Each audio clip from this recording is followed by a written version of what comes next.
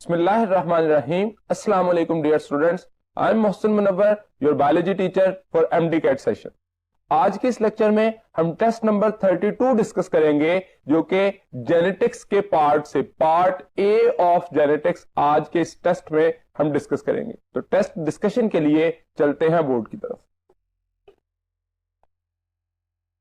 Biology के part में question number 1 है, genes are actually parts of dash comprising its base sequences.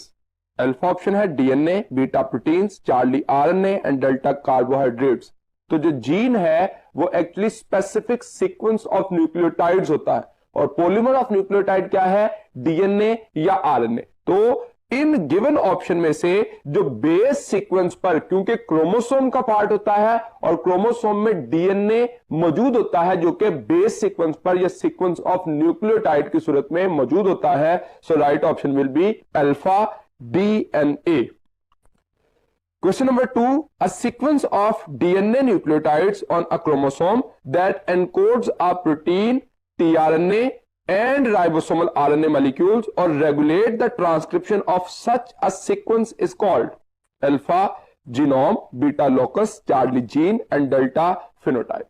तो ये एक्चुअली जीन की एक डेफिनेशन हमारे बुक की ग्लॉसरी में डिस्कस की गई जिसमें कहा गया sequence of DNA nucleotide on a chromosome, यानी कि हम इस पहले लाइन से ही ये बात अंडरस्टैंड कर सकते हैं कि sequence of nucleotide on a chromosome जो होगा वो एक्चुअली एक जीन है जो कि इनकोड करता है एक प्रोटीन को, ट्रांसफर आरएनए को एंड राइबोसोमल आरएनए को, और उसके साथ साथ रेगुलेट करता है ट्रांसक्रिप्शन के प्रोसेस को। Question number 3, the genetic constitution underlying a single trait or set of traits called alpha homozygous, beta genotype, Charlie phenotype and delta gene। तो जेनेटिक कॉन्स्टिट्यूशन जो होगा जो कि एक सिंगल ट्रेट और सेट ऑफ ट्रेट्स को करेगा उसको नाम दिया जाएगा जीनोटाइप। तो genetic complement for a particular trait genotype कहलाता है, physical expression of the particular trait phenotype कहलाता है, जबकि होमोजाइगस कहा जाता है कि अगर दोनों अलील या counter part of the gene same हो तो उसे कहा जाता है होमोजाइगस। सो क्वेश्चन नंबर 3 में राइट ऑप्शन होगा बीटा, जो कि genetic constitution underlying a single trait और सेट ऑफ ट्रेट्स कहलाएगा। Question number 4, an allele that is expressed both in heterozygous and homozygous condition called alpha recessive, beta dominant, Charlie codominance and delta phenotype. तो ऐसा अलील जो कि express करता है वो dominant कहलाता है और जो सप्रेस कर जाता है वो रिसेसिव कहलाता है। तो इसका मतलब जो किसी दूसरे अलील के इफेक्ट को मास्क कर दे या एक्सप्रेशन शो कर दे वो डोमिनेंट अलील कंसिडर किया जाएगा। Question number 5, both alleles are expressed partially in alpha over dominance, beta complete dominance, Charlie codominance and delta incomplete dominance. यानी कि अगर दोनों अलील एक्सप्रेस करें तो या वो कोडोमिनेंस हो सकती है या इनकंप्लीट डोमिनेंस हो सकती है। अगर पार्शियली एक्सप्रेस करें तो कहेंगे इनकंप्लीट डोमिनेंस, और अगर इंडिपेंडेंटली एक्सप्रेस करें तो उसे नाम दिया जाएगा that will be called as codominance. तो इसका मतलब यहां पे वर्ड क्या है, कीवर्ड पार्शियली है, तो इसका मतलब इनकंप्लीट डोमिनेंस आएगा, जिसमें हमारी बुक में एग्जांपल 4 o'clock प्लांट्स की है जिसमें रेड प्लांट जो है, जब रेड फ्लावर जो है वो उसको क्रॉस किया जाता है व्हाइट कलर्ड फ्लावर वाले प्लांट के साथ, तो एक्चुअली उससे F1 जनरेशन या इंटरमीडिएट फिनोटाइप आती है जिसमें दोनों अलील एक्सप्रेस किए पार्शियली और पिंक कलर के फ्लावर जो है वो ऑब्जर्व हुए। So right option will be delta incomplete dominance. Question number 6, interaction between 2 or more gene pairs which work in an additive way is alpha multiple allele, beta dominance, Charlie polygenic inheritance and delta codominance। तो ऐसा trait या ऐसा collector जिसमें 2 या 2 से ज्यादा jeans जो हैं वो इन्फ्लुएंस करें या अपनी एक्टिविटी करें तो उसको हम नाम देते हैं पॉलीजेनिक ट्रेट। पॉलीजेनिक का लफ्जी मतलब है मैनी जीन्स, तो यानी कि एक से ज्यादा जीन्स अगर इन्वॉल्व होंगे तो पॉलीजेनिक ट्रेट होगा और वो कंटिन्यूस वेरिएशन का सबब बनता है और क्वांटिटेटिव ट्रेट भी उसी को नाम दिया जाता है। So right option will be Charlie polygenic inheritance. Question number 7, phenotype of wheat grain color having genotype A, small b, capital C is alpha pink, beta red, Charlie light pink and delta light red. तो यहां पे ये याद रखिए wheat colour जो है उसमें हम कहते हैं कि 3 जो है वो जीन पेयर इस्तेमाल हो रहे थे। For example capital A, capital B और कैपिटल सी। ये एक था, एक एक्सट्रीम थी और दूसरी थी small a, small b and small c. अब यहां पे जैसे जैसे ये वाला स्ट्रक्चर जो है इसको हम कहते थे ये डार्क रेड है और ये जो अपीयरेंस थी ये वाइट है। अब जैसे जैसे एक अलील रिसेसिव होता जाएगा, लोअर साइड पे आते हुए अगर 1 अलील रिसेसिव हो, कोई भी 1 अलील रिसेसिव हो तो उसकी वजह से कलर क्या हो जाता है, दैट विल बिकम रेड। और अगर 2 अलील रिसेसिव हो जाए,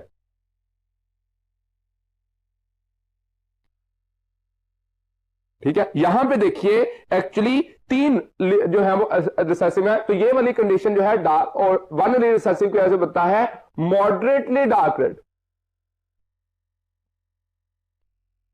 और ये बन जाता है रेड। और जिस वक्त 3 अलील रिसेसिव हो जाते हैं, अलील रिसेसिव, तो इसकी वजह से कंडीशन आ जाती है लाइट रेड। और जब 4 अलील रिसेसिव हो जाए तो इसकी वजह से आ जाता है जो कंडीशन कहलाती है पिंक। और जब 5 अलील रिसेसिव हो जाए तो इसकी वजह से लाइट पिंक। और अगर 6 अलील रिसेसिव हो जाए तो मतलब अगर 6 के 6 डोमिनेंट है तो ये कलर आएगा। यानी कि हमें वो सारी कॉम्बिनेशन को याद रखने की जरूरत नहीं है, बल्कि सिर्फ एक पॉइंट याद रखना है कि अलील रिसेसिव कितने हैं और डोमिनेंट कितने हैं। तो इस बुनियाद पर हम ये याद रख सकते हैं कि 1 अलील है, 2 अलील है, 3 है, 4 है या 5 कितने रिसेसिव हैं और कितने डोमिनेंट हैं। यानी कि अगर हम इस गिवन ऑप्शन में देखें तो हमारे पास व्हीट कलर जो है वो दिया गया है, दैट इज कैपिटल ए, उसके बाद स्मॉल बी, कैपिटल सी। तो इसमें देखिए 1, 2 और 3 अलील रिसेसिव हैं, तो 3 अलील रिसेसिव में हमारे पास कलर कौन सा है, लाइट रेड। अगर 4 अलील रिसेसिव होते, अब जरूरी नहीं है कि यही रिसेसिव हो, पहले 2 भी रिसेसिव हो सकते हैं, अगले 3 रिसेसिव हो सकते हैं, स्मॉल सी में रिसेसिव हो सकता है, कोई भी 3 अलील रिसेसिव हो सकते हैं और उसकी वजह से कलर जो है वो हमेशा लाइट रेड आएगा। So right option will be delta light red. Question number 8, a gene showing codominance has alpha allele that are recessive to each other, beta both allele independently expressed in heterozygote, Charlie 1 allele dominant on the other and delta alleles tightly linked on the same chromosome। तो यहां पे alpha option देखिए तो alleles are recessive to each other, तो recessive होंगे तो वो को डोमिनेंस शो नहीं कर सकते, बल्कि कंप्लीट डोमिनेंस में रिसेसिव कैरेक्टर अपीयर होगा। बोथ अलील इंडिपेंडेंटली एक्सप्रेस्ड, तो ये इंडिपेंडेंट का वर्ड जो है वो कीवर्ड है जो कि को डोमिनेंस के लिए इस्तेमाल किया जाता है। अगर पार्शियली एक्सप्रेस्ड होता तो हम इसको क्या कहते हैं, ये इनकंप्लीट डोमिनेंस है। तो राइट ऑप्शन बीटा होगा, both allele independently expressed in the heterozygote. अगर ये देखें 1 allele dominant on the other, तो ये भी कंप्लीट डोमिनेंस की एग्जांपल है। Alleles tightly linked on the same chromosome, तो ये ऐसा होता नहीं है, बल्कि अलील्स जो है वो अपने काउंटर पार्ट पे यानी कि होमोलोगस क्रोमोसोम पर एक दूसरे के सामने सेम पोजीशन पर या सेम लोकस पर आते हैं, तो फिर वो एक दूसरे के इफेक्ट को जो है वो चेंज कर सकते हैं। क्वेश्चन नंबर 9 देखिए, all the genes alleles found in a genetic population at a given time are collectively called the alpha genotype, beta phenotype, Charlie gene pool and delta locus. तो all the genes alleles found in a genetic population, तो word population जो है वो decide करेगा right option को। अगर एक genetic trait के लिए कहा जाता तो जीनोटाइप था, अगर हम कहें कि एक इंडिविजुअल के लिए तो जीनोम होगा, और जब पॉपुलेशन की बात करेंगे तो क्या कहलाएगा, जीन पूल। तो इसका मतलब यहां पे राइट ऑप्शन पॉपुलेशन के रेफरेंस से क्या होगा, gene pool. Charlie will be the right option. Question number 10, there are dash types of dominance relations among alleles. Alpha option है 2, बीटा 4, चार्ली 7 एंड डेल्टा 9। तो डोमिनेंस रिलेशन जो है among alleles कौन कौन से हो सकते हैं? 4 तरह के हो सकते हैं। कंप्लीट डोमिनेंस हो सकती है, इनकंप्लीट डोमिनेंस हो सकती है, को डोमिनेंस हो सकती है और ओवर डोमिनेंस हो सकती है। इन चारों में से मेंडल्स लॉ ऑफ इनहेरिटेंस किसको ओबे करते हैं? These are only able to obey a complete dominance. जब कंप्लीट डोमिनेंस होगी तो मेंडल्स लॉ जो है उससे ओबे करेगा, बाकी जो है ओबे नहीं करेंगे। Question number 11, when the phenotype of heterozygote is intermediate between phenotypes of the two homozygous, it is called alpha partial dominance, beta incomplete dominance, Charlie complete dominance and delta partial and incomplete dominance. तो जब हम beta option देखते हैं तो हमें ये right option लगती है, लेकिन पार्शियल का वर्ड भी इनकंप्लीट के लिए इस्तेमाल किया जाता है, इसलिए डेल्टा जो है वो मोस्ट सुटेबल ऑप्शन है। ये मैं पहले भी बात कर चुका हूं कि कभी भी क्वेश्चन का आंसर करते हुए पहली ऑप्शन को चूज करके या पहली को पढ़ के चूज ना कर लें, बल्कि चारों ऑप्शन पढ़ने के बाद मोस्ट सुटेबल ऑप्शन जो है वो चूज करें। जैसा कि यहां पे डेल्टा में अल्फा और बीटा दोनों ऑप्शन जो है उनको मर्ज किया गया है, partial and incomplete dominance. Question number 12, the basic unit of biological inheritance is a alpha gene, beta genetic code, Charlie chromosome and delta DNA. तो ये हमारी बुक की ग्लॉसरी में जो है वो टर्म दी गई है। Basic unit of biological inheritance is actually a gene. Gene जो है वो इनहेरिटेंस का यूनिट है, और जीन के पास जो सीक्वेंस ऑफ न्यूक्लियोटाइड होते हैं उसको हम एक्चुअली जेनेटिक कोड की सूरत में कोड करते हैं एमआरएनए में, जिसको हम कोडोन का नाम भी देते हैं। और वो जो जीन है वो मौजूद कहां पे होते हैं?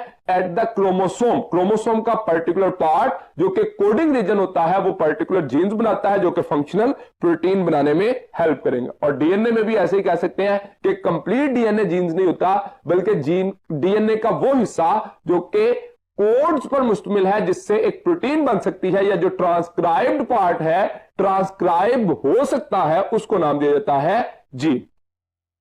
Question number 13, dash trait always masks over completely the phenotypic effect of dash trait. Alpha recessive dominant, beta dominant recessive, Charlie parental non parental and delta non parental parental. तो हम ये जानते हैं कि डोमिनेंट ट्रेट जो है वो completely या पार्शली मास्क कर सकता है किसको? रिसेसिव ट्रेट को। तो यहां पे कंप्लीट देखिए, dominant trait always masks over completely the phenotypic effect of the recessive trait. तो ये कंप्लीट डोमिनेंस में ऐसा होता है कि एक अलील जो है वो दूसरे अलील के इफेक्ट को कंप्लीटली मास्क कर दे। तो जो मास्क करता है या जो एक्सप्रेस होता है उसको हम नाम देते हैं डोमिनेंट। जो मास्क हो जाता है या सप्रेस होता है उसको नाम देते हैं recessive. So right option will be beta. Question number 14, it is controlled by a few genes. Alpha continuous variation, beta discontinuous variation, Charlie linkage and delta crossing over. तो ऐसा प्रोसेस जो कि फ्यू जीन्स पर जो है वो control किया जा सके वो डिसकंटिन्यूस वेरिएशन है, जबकि जो कंटिन्यूस वेरिएशन है वो पॉलीजेनिक इनहेरिटेंस है। और उसके साथ साथ ये हम कहते हैं कि ऐसा प्रोसेस है जो मैनी जीन्स पर as well as environmental controlled होता है, जो कि कंटिन्यूस वेरिएशन होती है। जबकि लिंकेज जो है वो एक्चुअली जीन्स का एक ही क्रोमोसोम के ऊपर मौजूद होना लिंकेज कहलाता है, और क्रॉसिंग ओवर तो exchange of segment of non sister chromatids of homologous chromosome होते हैं। इसका इससे एज सच लिंक नहीं है।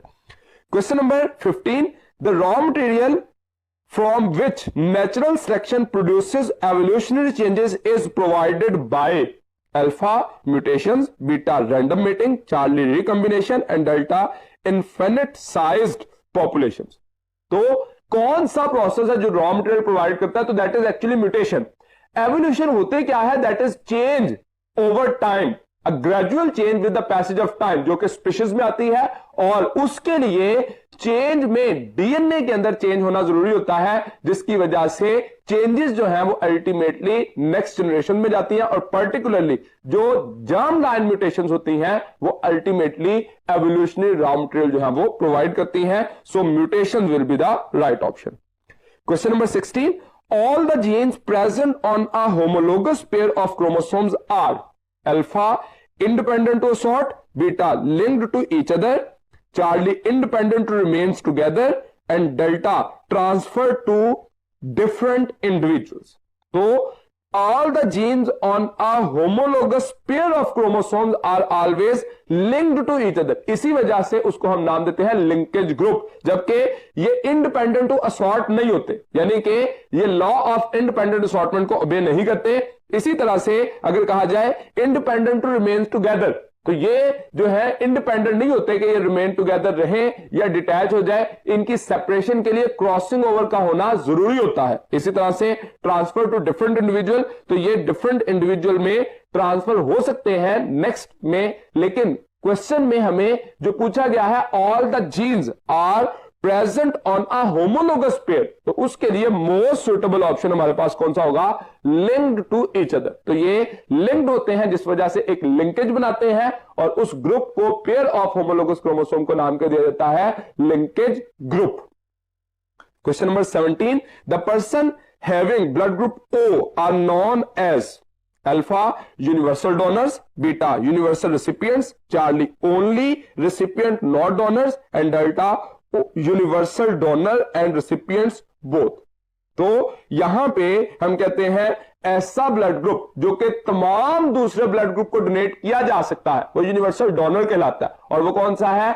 O blood group, because they have no antigen on their surface. जबकि यूनिवर्सल रेसिपिएंट कौन सा होता है? That is A B blood group, जिसके पास बोथ एंटीजन तो होते हैं बट नो एंटीबॉडी. तो इस वजह से यूनिवर्सल डोनर और रेसिपिएंट याद रखिएगा, यूनिवर्सल डोनर O होता है और यूनिवर्सल रेसिपिएंट A भी होता है. Question number 18. Term gene was first coined by alpha Gregor John Mendel, beta T.H. Morgan, Charlie Johnson, and delta Karl Correns. तो ये डिफरेंट साइंटिस्ट की कंट्रीब्यूशन जो है वो हमारी बुक में मेंशन की गई. यहां पे हमें पूछा गया कि जीन की टर्म किसने कॉइन की थी.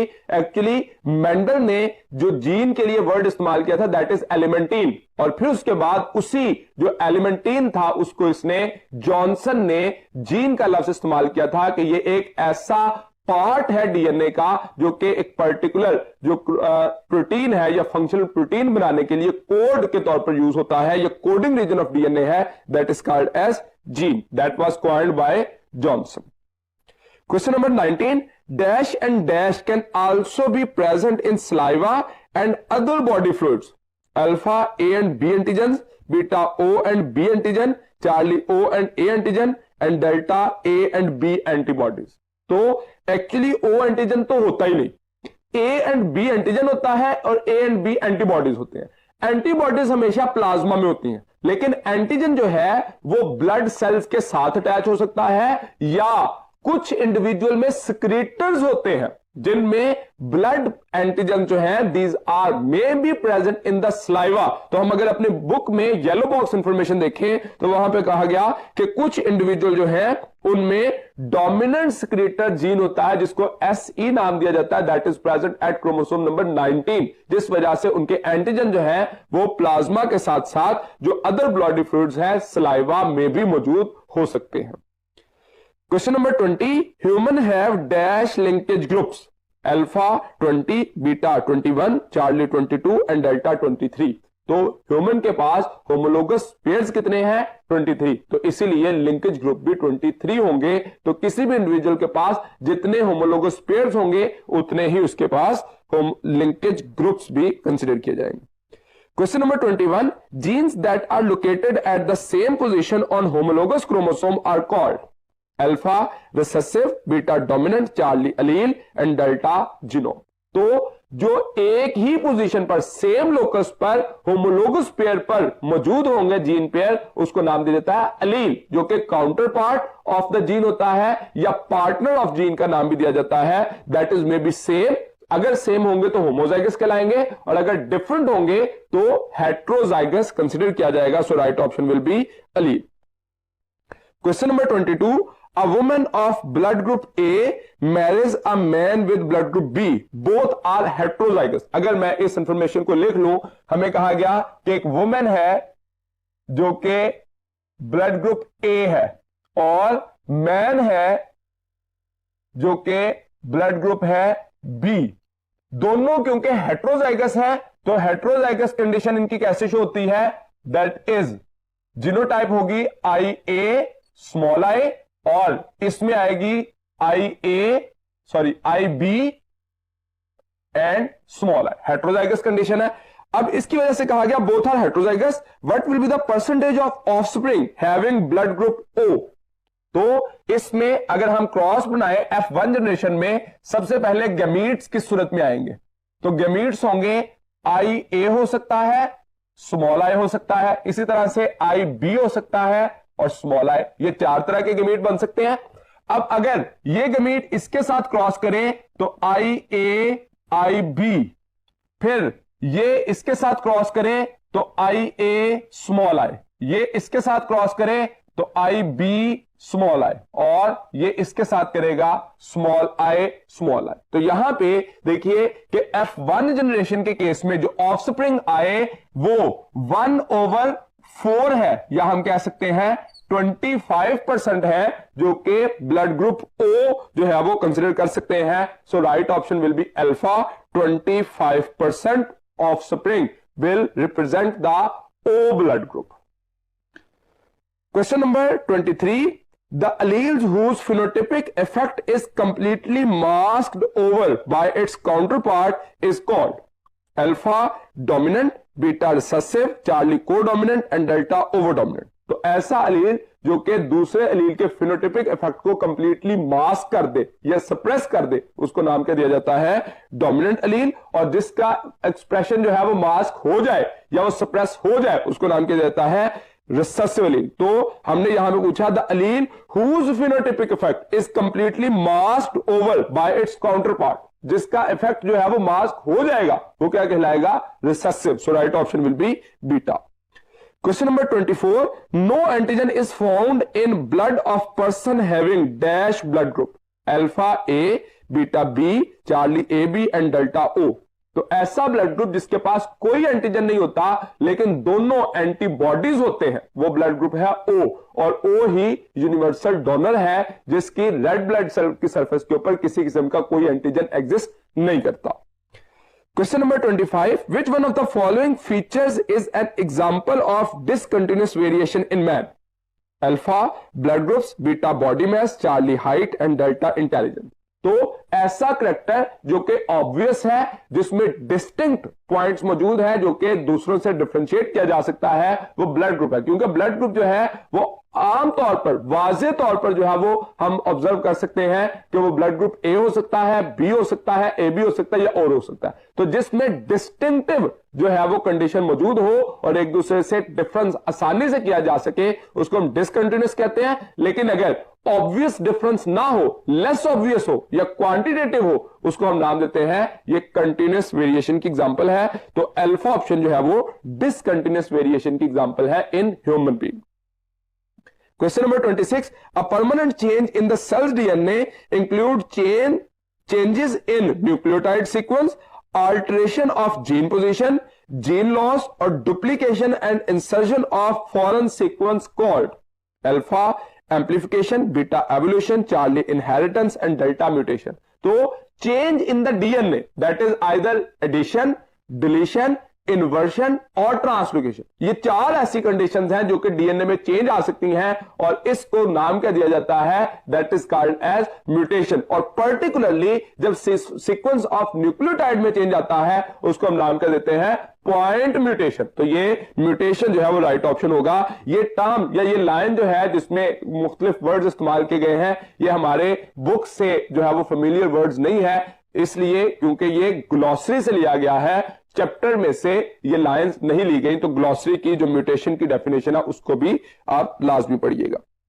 Question number 27, dash is direct by proportional to the distance between the linked gene loci, alpha gene linkage, beta recombination frequency, Charlie mutation and delta codominance. तो डिस्टेंस बिटवीन लोसाई जो है वो recombination frequency के लिए directly proportional होता है। जितना ज्यादा डिस्टेंस होगा उतनी रिकॉम्बिनेशन फ्रीक्वेंसी ज्यादा आएगी, और जितना कम डिस्टेंस होगा उतनी रिकॉम्बिनेशन फ्रीक्वेंसी कम आएगी। और हम ये भी जानते हैं कि distance between the loci is also directly proportional for the chances of crossing over. जितना ज्यादा डिस्टेंस होगा क्रॉसिंग ओवर के चांस उतने ज्यादा है, और जितना कम होगा क्रॉसिंग ओवर की वजह से सेग्रीगेशन के चांस उतने कम हो जाएंगे।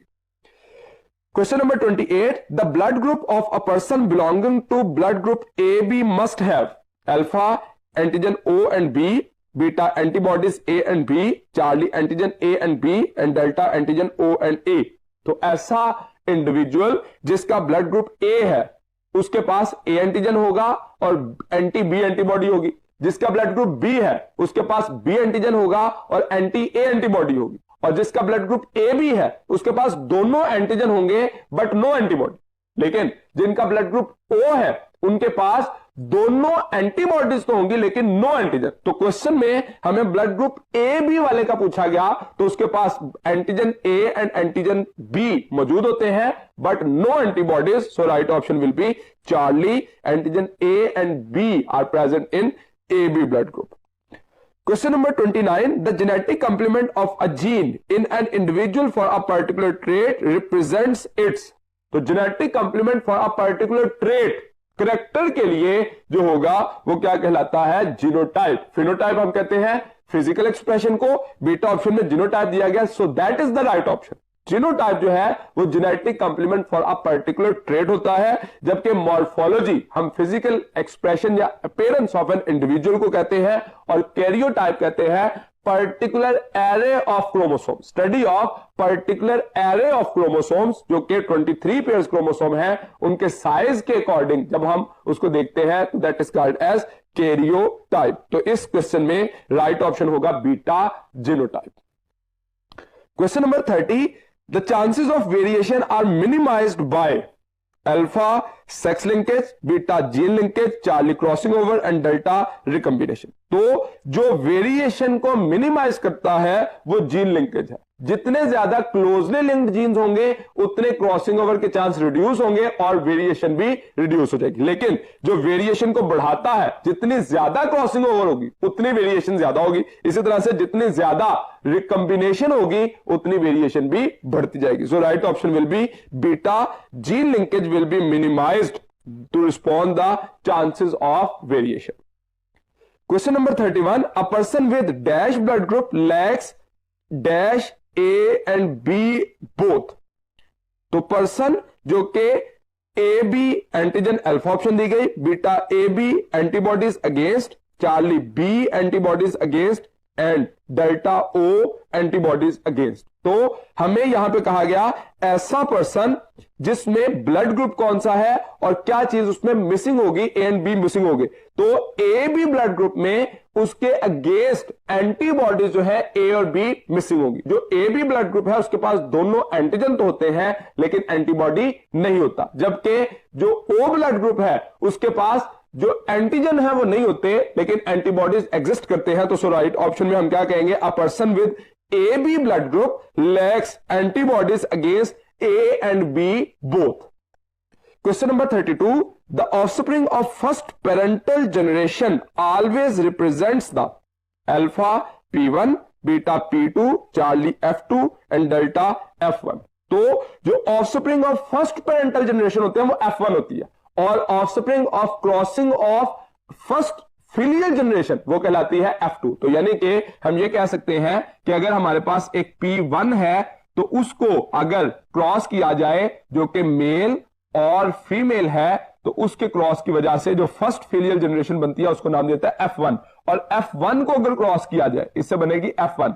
F1 को क्रॉस किया जाए F1 के साथ तो उससे प्रोड्यूस होती है F2, तो इसका मतलब the offspring of parental generation F1 और offspring of cross of the first filial generation are called as F2, जिसको हम सेकंड फिलियल जनरेशन कहते हैं. So right option will be F1. Question number 33. The child of O blood group has B blood group father. The genotype of father will be. Alpha option है I small I, beta IA IB, Charlie IB and delta IB small I. तो actually ऐसा individual जिसके लिए blood group O जो है वो offspring में आए, तो उसमें जरूरी है कि मदर और फादर दोनों के पास जो है वो हेट्रोजाइगस कंडीशन हो. यानी कि याद रखिए कि अगर मदर और फादर में से दोनों में से कोई भी एक होमोजाइगस हो तब भी ब्लड ग्रुप O नहीं आ सकता, और अगर दोनों में से एक का ब्लड ग्रुप A भी हो तब भी ब्लड ग्रुप O नहीं आ सकता. ब्लड ग्रुप O होने के लिए दोनों का हेट्रोजाइगस होना जरूरी है ए बी, ताकि आई इधर से स्मॉल आई और इधर से आके तो O ब्लड ग्रुप का ऑफस्प्रिंग बन सके. सो इसमें से गिवन ऑप्शन में से delta I B small i जो है ये ऐसी कंडीशन है जिसकी वजह से ऑफस्प्रिंग ब्लड ग्रुप O वाला हो सकता है. तो हमें क्रॉस करके सीखने की जरूरत नहीं है. सिंपली याद रखिए कि अगर पेरेंट में से दोनों में से कोई एक भी अगर होमोजाइगस जो करैक्टर है ब्लड ग्रुप का वो हुआ, फॉर एग्जांपल यहां पे IA होता, तो इसका मतलब ऑफस्प्रिंग O ब्लड ग्रुप वाला नहीं हो सकता था. अगर दूसरी कंडीशन क्या है कि दोनों में से कोई एक भी अगर A भी ब्लड ग्रुप वाला हो तो फिर भी ऑफस्प्रिंग O नहीं हो सकता. एक कंडीशन ऐसी है जिसमें O ब्लड ग्रुप हो सकता है अगर ये दोनों होमोजाइगस होते, और वो कौन सी थी? बॉम्बे फिनोटाइप. इवेंचुअली हमारे सिलेबस का हिस्सा नहीं है ब्लड ग्रुप O, लेकिन आपको उसको जो है वो मार्जिनल एरिया समझ के तो बॉम्बे फिनोटाइप जो है उसको एक दफा रीड जरूर करना है, ताकि अगर उससे रिलेटेड कोई क्वेश्चन आ जाए तो आप उसको आसानी से सॉल्व कर सके. क्वेश्चन नंबर 34 देखिए. Genes in an individual for a particular trait constitute alpha homozygous, beta heterozygous, Charlie genotype and delta phenotype. तो genes in an individual for a particular trait, फिर से ट्रेट की बात की जा रही है. इंडिविजुअल का लफ्ज इस्तेमाल किया गया लेकिन एक खास ट्रेट के लिए, तो उसको हम नाम देते हैं जीनोटाइप. जैसे हमने प्लांट जो हाइट की बात की थी, अब एक इंडिविजुअल का एक पर्टिकुलर ट्रेट है हाइट, उसके लिए जीनोटाइप जो है वो डोमिनेंट हो सकती है टॉल, और रिसेसिव हो सकती है ड्वार्फ, जो कि कैपिटल टी से, और स्मॉल टी जीनोटाइप रिप्रेजेंट की जाएगी. जब टॉल और ड्वार्फ कहेंगे तो उसकी फिनोटाइप होगी जो कि फिजिकल एक्सप्रेशन है. So right option will be Charlie genotype. Question number 35. Genes for colour blindness, haemophilia and gout etcetera form a linkage group on chromosome number. तो अल्फा ऑप्शन है 11, बीटा 22, चार्ली 23 एंड डेल्टा 24. तो actually colour blindness, haemophilia और gout के लिए जो jeans होते हैं वो क्रोमोसोम नंबर 23 या एक्स क्रोमोसोम पर होते हैं, तो इसको एक्स लिंक भी करैक्टर कहते हैं और 23rd लिंकेज ग्रुप का नाम भी देते हैं. जबकि दूसरी जो हमारी बुक में एग्जांपल दी गई है वो क्रोमोसोम नंबर 11 के लिए है, जिसमें सिकल सेल एनीमिया, ल्यूकेमिया और एल्बिनिज्म जो है वो उसके जीन जो है लिंक्ड होते हैं क्रोमोसोम नंबर 11 पे. सो इसमें राइट ऑप्शन होगा Charlie 23. Question number 36. N interaction with in a gene, यानी कि इंट्राजेनिक इंटरेक्शन विच में result in production of 4 different phenotype in a population is represented by alpha epistasis, beta codominance, Charlie complete dominance and delta multiple allele. तो अब यहां पे सबसे पहले epistasis को आप कैसे रिजेक्ट कर सकते हैं? एपिस्टेसिस हमेशा इंटरजेनिक इंटरेक्शन होता है, इंट्राजेनिक नहीं. मतलब 2 डिफरेंट जीन्स के दरमियान जब इंटरेक्शन आएगा, एक जीन का अलील किसी दूसरे जीन के अलील को इफेक्ट करे तो वो एपिस्टेसिस है. लेकिन जब एक जीन का अलील उसी जीन के अलील के इफेक्ट को काउंटर पार्ट करे तो उसको हम कहते हैं कि ये डोमिनेंस रिलेशन है. अब ये बात तो पहले क्लियर हो गई कि ये इंटरजेनिक है और इंट्राजेनिक है, तो इसका मतलब ये इंट्राजेनिक बात की गई है, एपिस्टेसिस को हमने खत्म कर दिया. उसके बाद अगली बात पढ़िए, विच में result in production of 4 different phenotypes. अब 4 डिफरेंट फिनोटाइप्स जो है वो किस में अपेयर हो सकती हैं? अगर डायलिलिक करैक्टर हो तो उसकी वजह से जो कंडीशन है वो कोडोमिनेंस आ सकती है, इनकंप्लीट डोमिनेंस आ सकती है या डोमिनेंस आ सकती है, लेकिन स्पेशली 4 फिनोटाइप्स की बात कर ली गई तो हमारे पास एग्जांपल मौजूद है ABO ब्लड ग्रुप की, ABO blood group system.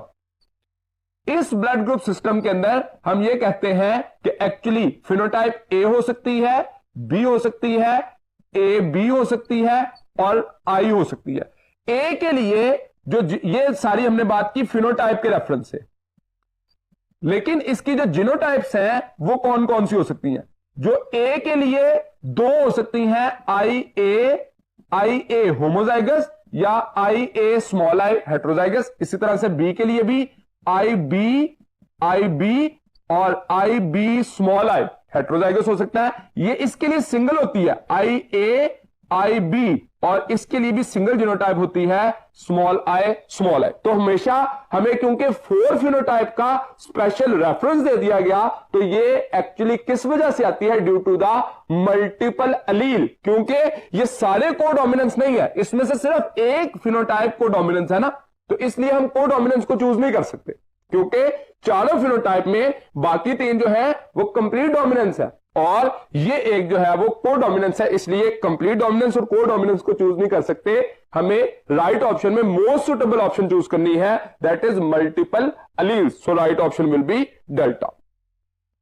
Question number 37, genes located on the same chromosome are called alpha jumping genes, beta linked genes, Charlie sex genes and delta autosomal genes. तो genes located on the same chromosome are actually considered as linked gene, और उसी group को नाम दिया जाता है linkage group. जबकि jumping jeans किनको कहा जाता है? इनको हॉपिंग जीन्स भी कहा जाता है, और ट्रांसपोजोन का नाम भी दिया जाता है, जो कि क्रोमोसोम के ऊपर एक क्रोमोसोम की पोजीशन से दूसरी पोजीशन पे या एक क्रोमोसोम से किसी दूसरे क्रोमोसोम की तरफ जो है वो जंप कर सकते हैं।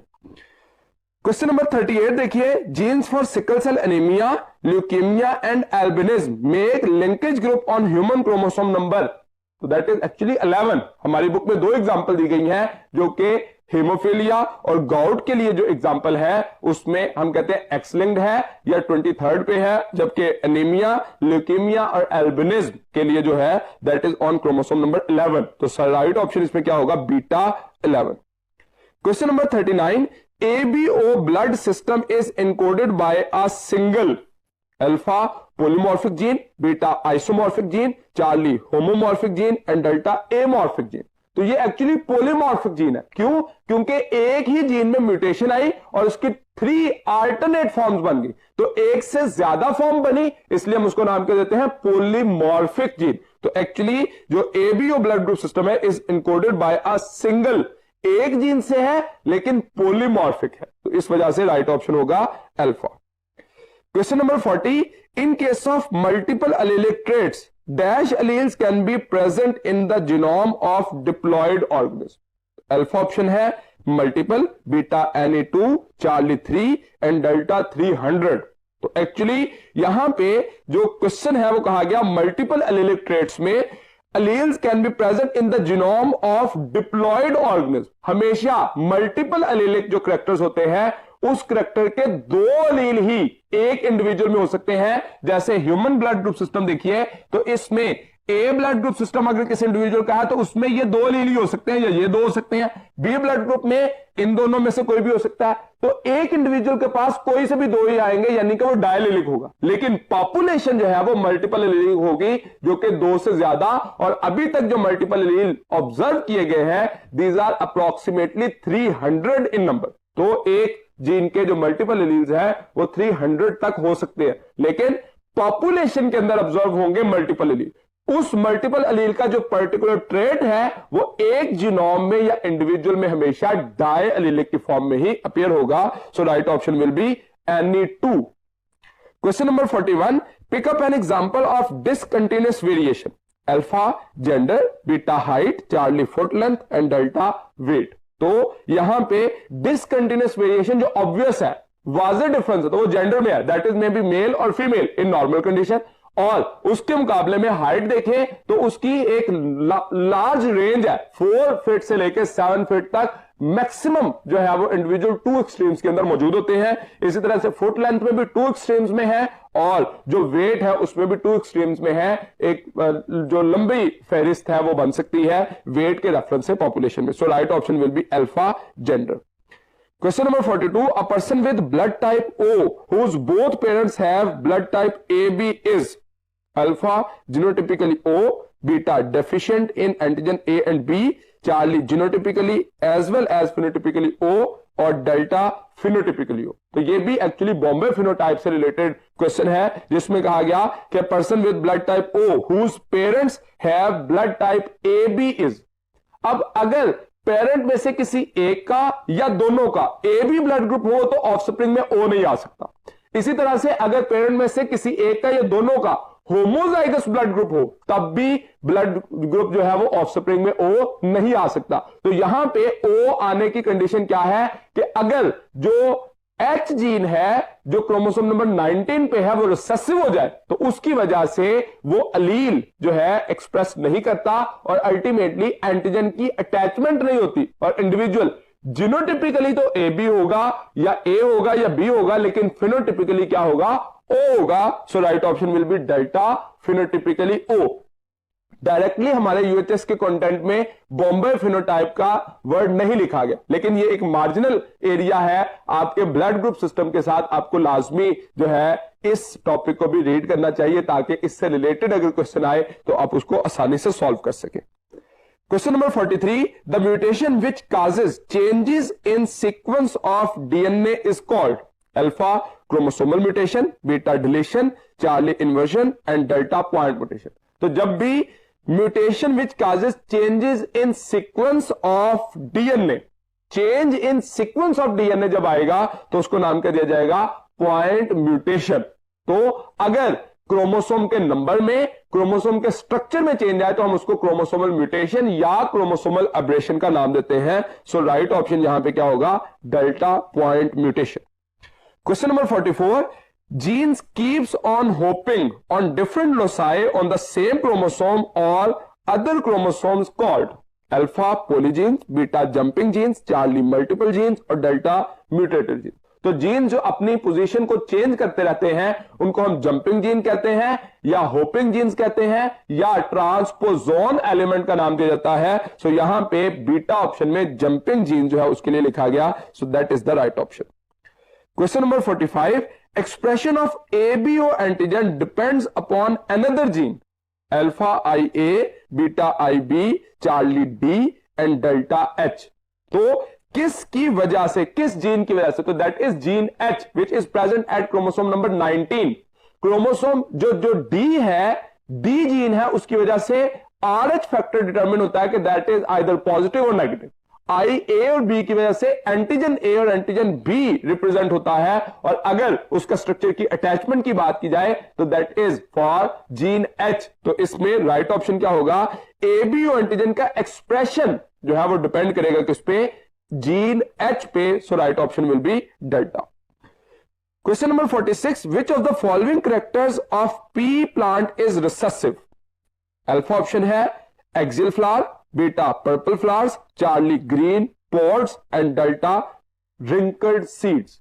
तो यहां पे क्वेश्चन में हमें कहा गया कि रिसेसिव कैरेक्टर चूज करें। एक्सियल फ्लावर जो है वो क्या है, डोमिनेंट कैरेक्टर है, पर्पल फ्लावर डोमिनेंट कैरेक्टर है और ग्रीन पॉड्स जो है वो डोमिनेंट कैरेक्टर है। लेकिन अगर हम ग्रीन सीड्स की बात करें तो वो रिसेसिव कैरेक्टर था, यहां पे ग्रीन पॉड्स कहा गया। सो ये डोमिनेंट कैरेक्टर है लेकिन रिंकल्ड सीड जो है वो हमेशा रिसेसिव कैरेक्टर होता है। So right option is delta. Question number 47, discontinuous variation show alpha symmetric distribution curve, beta phylogenetic tree, charlie asymmetric distribution curve and delta discontinuous clines. तो discontinuous variation जो है वो शो करती है एसिमेट्रिक डिस्ट्रीब्यूशन कर्व, लेकिन जब हम बात करते हैं कंटिन्यूअस वेरिएशन की तो उसकी वजह से एक डंबल शेप या हम कहें कि एक बेल शेप जो कर्व है वो अपीयर होता है तो उसको हम नाम देते हैं कंटिन्यूअस वेरिएशन। यहां पे डिसकंटिन्यूअस पूछा गया है, so asymmetric distribution curve will be appeared. Question number 48, the gene for ABO blood group is located on chromosome alpha 5, beta 9, charlie 19 and delta 22। तो ब्लड ग्रुप के लिए जो एंटीजन रिप्रेजेंट करता है उसके लिए जो जीन है वो कहां पे मौजूद होता है 9 पे, जबकि क्रोमोसोम नंबर 19 पर दो जीन्स है, एक सिक्रीटर जिसकी वजह से एंटीजन जो है वो सलाइवा में और बाकी बॉडी फ्लूइड्स में आ जाते हैं, और दूसरे नंबर पे जीन एच जो कि एक्सप्रेशन ऑफ एंटीजन के लिए रिस्पॉन्सिबल होता है वो भी क्रोमोसोम नंबर 19 पर मौजूद होता है। तो 9 और 19 ये दो जो है ऐसे क्रोमोसोम है जो कि ब्लड ग्रुप से रिलेटेड इंफॉर्मेशन को शो करते हैं।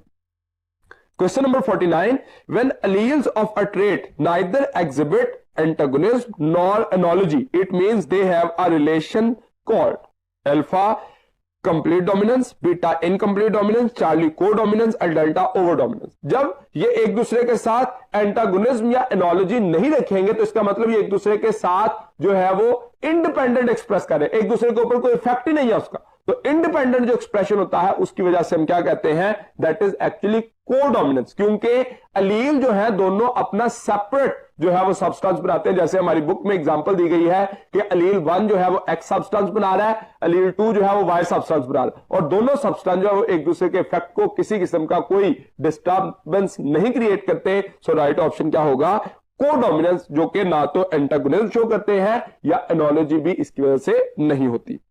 Question number 50, greater is the distance between gene loci. Alpha option है lesser will be the chance of crossing over, beta greater will be the chance of crossing over, charlie shorter stronger will be the gene linkage and delta negligible will be the chances of crossing over. तो जितना ज्यादा distance होगा उतने crossing over के chance बढ़ेंगे। तो हम कहते हैं कि the distance between loci is directly proportional to the chances of crossing over. जितने क्लोजली लिंक्ड होंगे क्रॉसिंग ओवर का चांस रिड्यूस होगा। तो इसमें गिवन ऑप्शन में राइट क्या होगा, beta greater will be the chance of crossing over. यहां तक आज का हमारा जो टेस्ट की डिस्कशन है वो कंप्लीट हुई। उम्मीद है कि मैं अपनी बात आपको समझाने में कामयाब रहा। अगले लेक्चर तक के लिए दीजिए इजाजत। अल्लाह हाफिज।